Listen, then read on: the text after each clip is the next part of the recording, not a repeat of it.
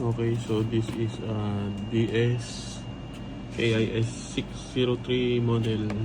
So right now I'll show you how to configure one screen and one outdoor.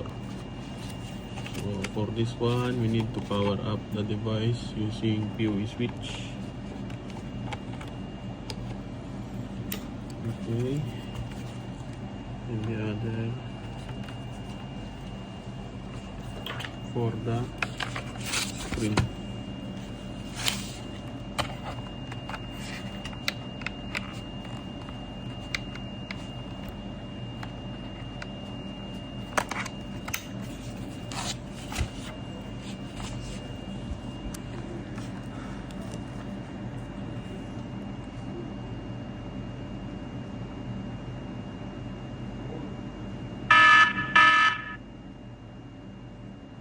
So when you hear that beep sound, it means the device is ready. So let's just wait for this one to power on. Completely powered on.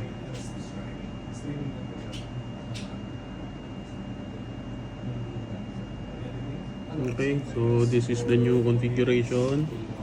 So you will select what language, then next enter your password.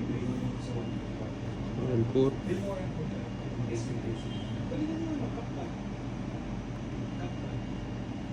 okay, I put this one so that you will see it should be matched.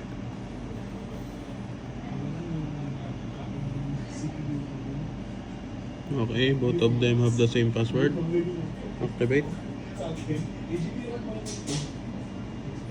Then if you have internet on the PoE switch, enable this one. So if not, just change this one to any port. No need for anything. Just connect it to the outdoor. So right now I have internet on the switch, so I will enable this one. So it changed the IP address. Okay, next. So this is indoor station, only one screen. So time zone. So we'll change to okay. Time and date is later on we can change. So no need for Wi-Fi because it will be confusing for the outdoor since your PoE has internet already. So right now we have two devices showing, so let's look for the outdoor 6113. So this is 6113, select this one. Next. No need because we don't have any extension screens. Click connect for the mobile. So you can set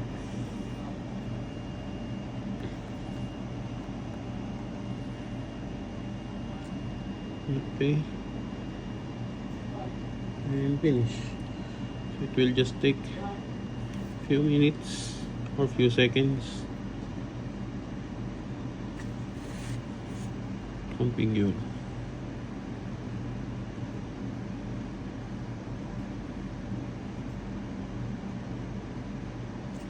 Okay, done.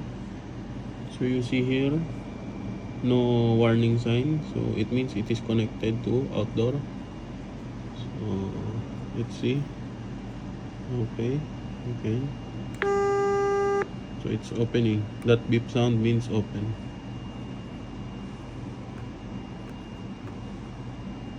We'll try to call. Yeah, it's calling.